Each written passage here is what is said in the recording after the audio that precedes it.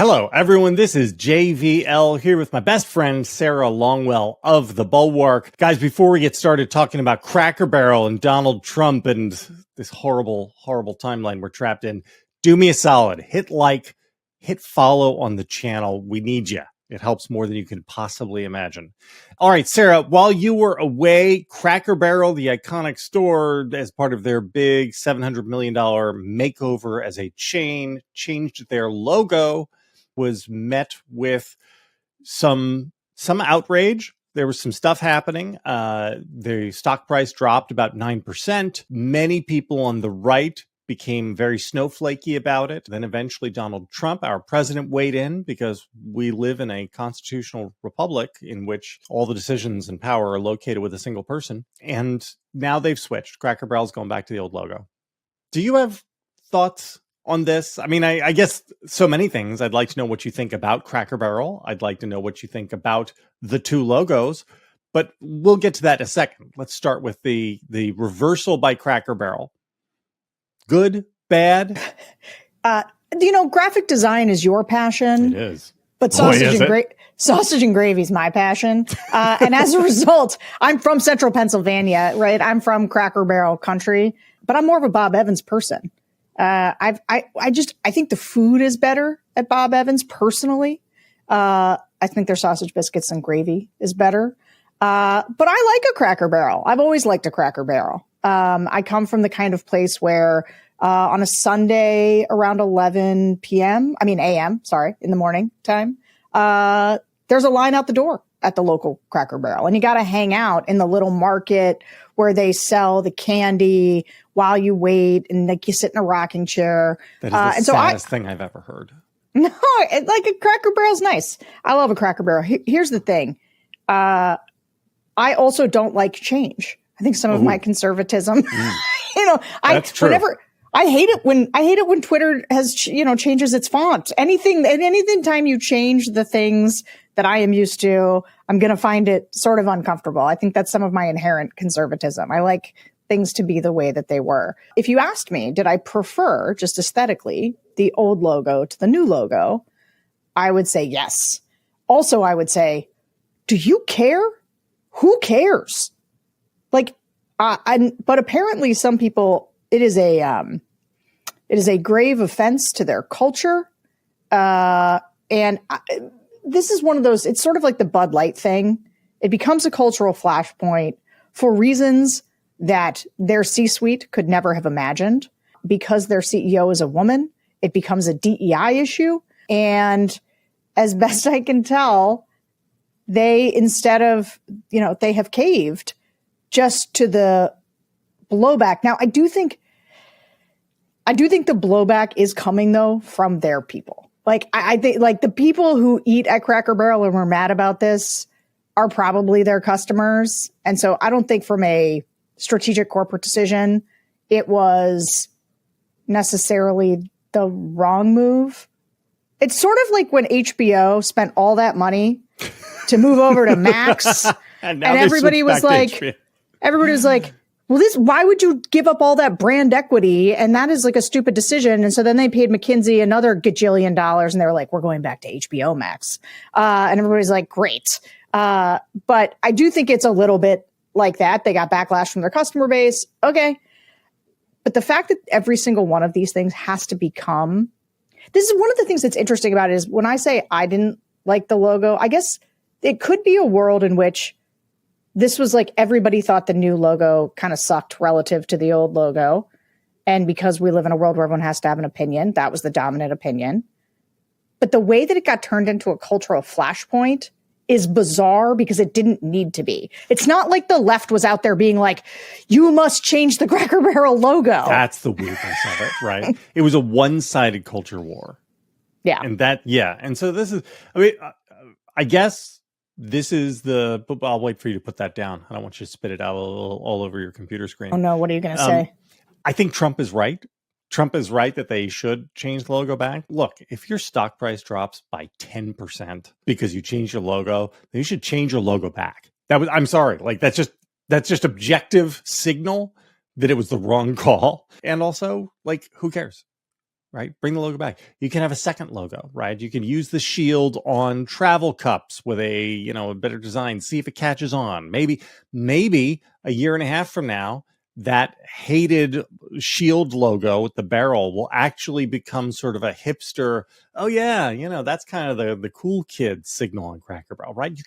You can use a couple different logos. You may notice Coca-Cola has all sorts of different logos. So does Pepsi. I hadn't noticed. I am in favor of them changing back. I think Trump is right that it's the right thing to do for the brand.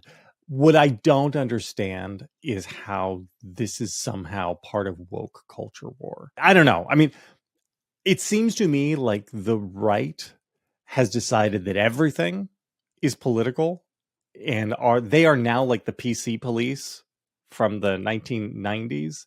I wonder if there's ever a backlash to that or not. Like maybe backlashes only go one way, in the same way that everything else only seems to go one way in America these days. But it's a little strange and be like, they're disappearing the old man because of woke DEIs or whatever. Like, no, the thing is that, Julie Massino, she comes from Taco Bell.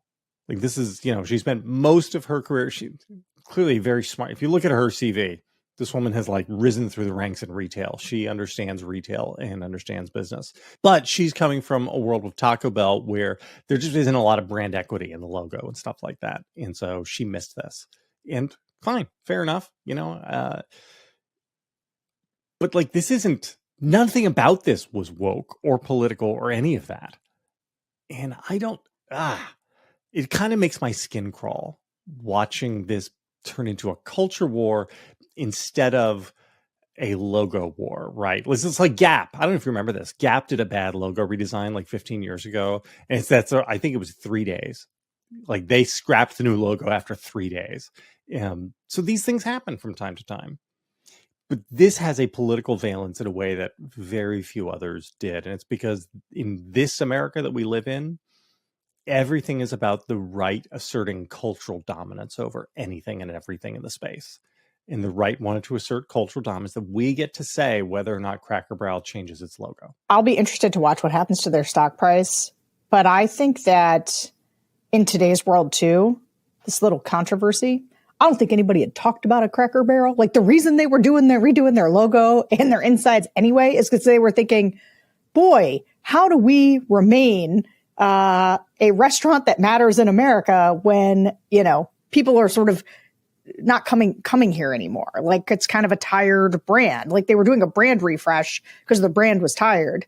But now everyone's talking about their brand. When was the last time you thought about Cracker Barrel? Well, I mean, so the reason they did this is because their customer segment is aging out, right? And so their customers tend to be much older. They're dying. They are weak with younger customers. So they're looking at a way to replenish that chain and bring in younger people, which isn't crazy. They have and they started this all with a menu refresh that seems to have gone very well.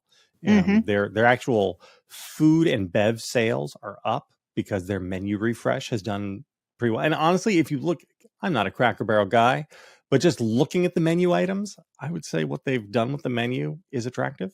Like it's very on brand with sort of old timey casserole type stuff, but kind of interesting, like, oh, a hash brown casserole. Okay. That sounds interesting. Sign me up. This is the logos. It's again, I just don't understand how. Maybe it is just about dominance and submission, right? The right sees a chance to assert dominance over anything in the culture. Like, Donald Trump saying that Roger Clemens needs to be put into the Hall of Fame at Cooperstown. Why is he? Well, because he's decided he's going to make steroids in baseball is going to become a culture war issue for the right now, I guess. Yeah. Okay. It's just we got to assert dominance. We need to be able to tell everybody what to do and what to think. Yeah. Also, like, to me, if the right wants to spend time on this, like this is the sort of thing that I think in the scheme of things doesn't matter in the way that having ice all over the streets of Washington, D.C. really does matter. And the fact that Donald Trump finds the time to weigh in on these disputes, like the extent to which this guy doesn't govern in the normal, like, this is what he wants to weigh in on. He wants to weigh in on these big cultural fights where they can pick up what looks like a quick win by just turning the eye of Sauron onto one company with shareholders that will get spooked quickly and cave. Because, I mean, we're not Cracker Barrel, we're Crumble Barrel, aren't we now? Yeah. I spent so much time last night trying to find a good, like a good, what do we say instead of Cracker Barrel? But I could never get to something that I thought really popped. Yeah, I watched all the Cracker Barrel discourse and thought, this is a real fiddling while Rome burns moment. But it is part of a bigger cultural issue where the right now is so addicted to grievance that their only move is to like freak out about these things and be like, see, this is how we win. But what's crazy about it is, you just said something about it's like 1990s cancel or like PC police. Yeah. What's so interesting to me right now watching this new right is how much it looks like the left when we were like 12. Right? Like, and all my life I've listened to the right complain about online mobs and the mob mentality and the way you jump on people. That is what all of this is. All of this. And people said that it was the left. The left was using cancel culture or whatever. Like, what are you talking about? This is cancel culture. That is all this stuff is. It is the way that you mob something in a way to get them to do what you want. I'm sorry. Is that not what you guys complained about the left doing all of this time? The flag burning stuff. This used to be the kind of thing that, like, somebody resurfaced a Joe Biden clip talking about criminalizing flag burning. Yeah, that was a bad idea that we criticized of the left in the late 80s, early 90s, that kind of stuff. We were like, no, this is a free speech issue. The conservatives were on that side. Now Trump is criminalized. It's like Trump tariffs, like whatever. It's like he took every idea that I disliked about the left from the early, from like the mid 90s and was like, this is being a Republican now. Yay. But then he threw all the racism and stuff on top of it. Yeah. But in the last 10 days, we've had, yes, the Cracker Barrel controversy. But we've also had Trump now arming the National Guard's people who are occupying the nation's capital, rolling out a literal red carpet and applauding Vladimir Putin as he was welcomed onto U.S. soil, and firing a member of the Fed Board of Governors in an attempt to take over the Federal Reserve Board. So, like, it's all of the things. It's the ridiculous stuff and the most sinister, most dangerous authoritarian stuff all at the same time. And I think that the Cracker Barrel stuff is where it's funny how they work in concert, because it's almost like he builds his commitment from people over the Cracker Barrel kind of thing, over the signaling, but then wields it as I'm going to fight Lisa Cook.